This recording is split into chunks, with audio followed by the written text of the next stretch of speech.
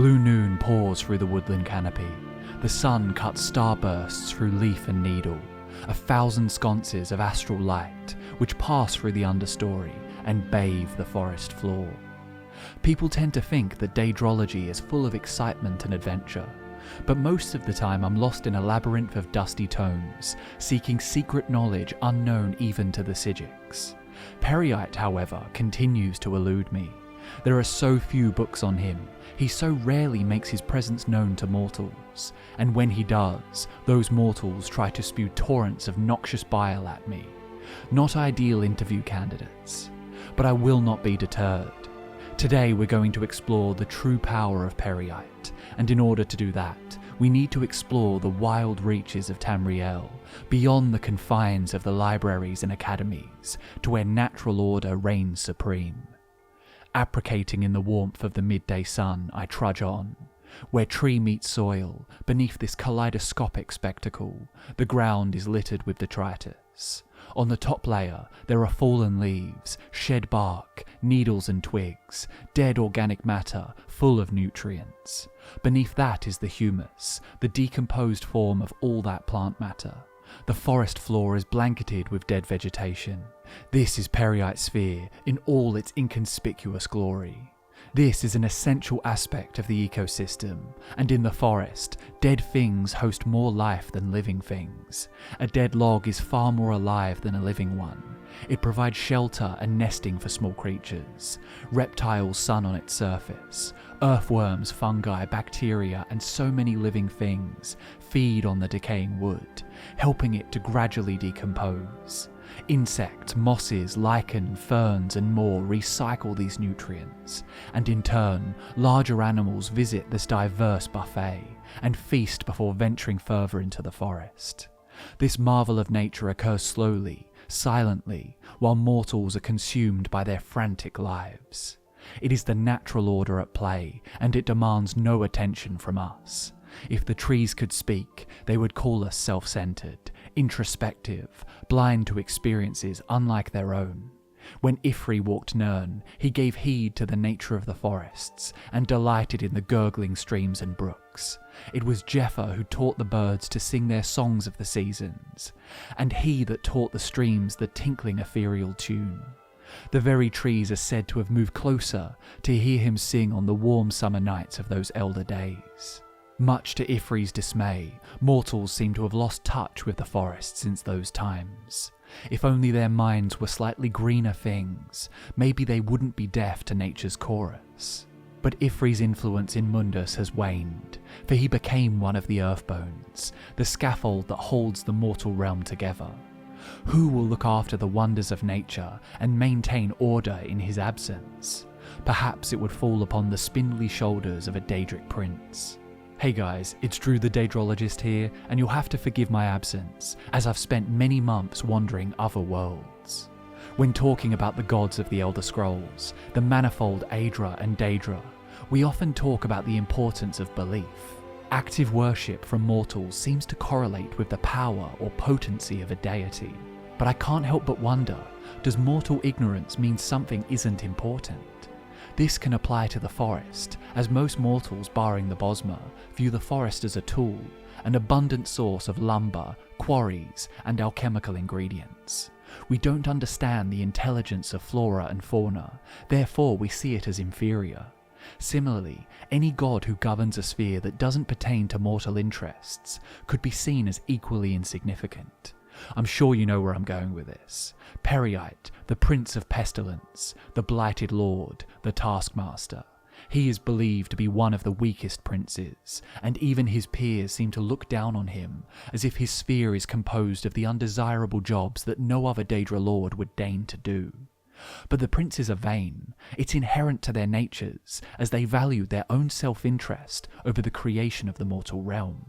Peryite, on the other hand, seems willing to do the dirty work. He is perfectly content to keep things operating, and begs for no glory or recognition. It's the antithesis of typical Daedric values. This is a trait more in line with the Aedra, who were willing to sacrifice their power in order for Mundus to live. In today's video, I'd like to explore these Aedric elements of Peryite, but I'd also like to delve deeper into the reasons he's considered weak in the eyes of mortals. I use the forest as a metaphor for his role in the universe, but I believe Peryite's importance to the survival of the mortal realm goes far beyond this analogy. Ifri the singer created the wonders of nature from the primordial formless ooze, but the storyteller is not around to maintain it. Surely, without his ongoing influence, chaos would reclaim nature. According to Bosmeri belief, once there was nothing but formlessness. The land held no shape, the trees did not harden into timber and bark, and the elves themselves shifted from form to form. This formlessness was called the ooze, but Ifri took the ooze and ordered it. First he created the green, then the races of elf, man and beast, and finally Ifri told of all the beasts that crawl on the land or swim in the rivers or fly in the air. Therefore, as far as the wood elves are concerned, Ifri is responsible for all life and form in the world. If we look at the creation myths of the Khajiit, we can learn about Ifri's tragic downfall. Ifa, as they call him, adored Nirni, the mother of the mortal plane. He convinced Nirni to be his mate by creating the first flower, and they had many children. However, it is said that Ifa was corrupted by the Great Darkness. Consumed by chaos, Ifa struck Nirni, killing her. Azura, Kanafi and Hircine destroyed him in vengeance, and made a cairn for Nirni out of his bones. This cairn refers to the Earth Bones. Whether you believe the story of corruption posited by the Khajiit clan mothers or not, there is no doubt that Ifri gave his life and his power to become the preeminent Earthbone, allowing Nirni's creation to have structure, a skeleton that prevents Mundus from collapsing in on itself. I believe that in Ifri's absence, Peryite the taskmaster took it upon himself to maintain the natural order of things, so that they would not return to the primordial Padamaic ooze. Despite their primitive perception, the Reachmen seem to have quite an enlightened view of Peryite, seeing him as far more than just a Daedric janitor. The text titled Great Spirits of the Reach Volume 4 raises many interesting points about the god. Reachfolk place great emphasis upon natural rhythms and the pitiless march of time. Everything that exists will pass. The fort that rises too high will fall. The clan that starves will one day grow strong. This eternal balance is the work of Peryite, the master of tasks and lord of order. In many ways, Peryite serves as a vital foil to the primacy of conflict. While wars and plagues may inflict grievous wounds, the taskmaster ensures that the world always returns to its natural and intended state. To the Reachfolk, Peryite's power is all-encompassing. With this in mind, Peryite's role is almost more Aedric than Daedric. Peryite is not an ancestor to mortals, nor was he present in the formation of the mortal realm back in the dawn, but he actively devotes his power to maintaining order in Mundus, and this aspect of his sphere is undoubtedly Aedric. Spirits of the Reach Volume 4 goes on to say, Peryite's role in Reach society mimics that of Akatosh in Aedric faiths in many crucial ways. Associations with time, rigid natural order, draconic imagery and so on suggest that some cultural cross-pollination may have occurred during the early interactions of Man and Mer in northwestern Tamriel, a heretical but fascinating thought. I mentioned the importance of belief earlier, and it seems that a cross-pollination of Elven Aedric belief systems with Nedic Daedric belief systems took place, combining elements of the dragons Akatosh and Peryite. There are cultures on Tamriel that don't place any emphasis on the difference between Aedra and Daedra. To the Khajiit and the Reachmen, the original spirits are all unique, and serve purposes to mortals that transcend ancestor status. Peryite is an important figure to the Reachfolk, and can be considered their equivalent to the Elven Auriel and the Cyrodiilic Akatosh. The imperial census of Daedra lords mocks this comparison, stating, "It is said that Peryite guards the lowest orders of oblivion, and that his summoners are to regard his likeness to Akatosh as some primordial and curious jest." But to the Witchmen of High Rock, Peryite's significance is not overlooked. Their perception of time and its master is much less obsequious. The wording is clear, the passage of time is pitiless, evoking the image of the taskmaster's realm, the pits. Time is a fundamental force in the mortal realm, but it also brings death and decay. With time, a flower will bloom, but it is that same force that ensures the same flower will bleed its colour and wilt, returning to the earth. Of course, all cultures understand that death is, for the most part, an inevitability in Tamriel. The High Elves are resentful as they believe that the passage of time moves them further away from the dawn and from their long-lost divinity. Nords believe in time, and after living lives worthy of songs, they will die, and Yindi Halda, they will enjoy eternal bliss in Sovngarde. It seems that, by comparison, the Reachmen are much less afraid of the notion that to die is simply to return to the soil and become one with Nirn. Great Spirits of the Reach states, Reach folk see no malevolence in illness, quite the contrary. Lives extinguished by disease make room for healthier, more vibrant Reach folk to take their place. Like wildfires, diseases serve as a revitalizing force of nature, a necessary check on the hazards of abundance. This is what Peryite offers that Auriel cannot, the surety of natural order.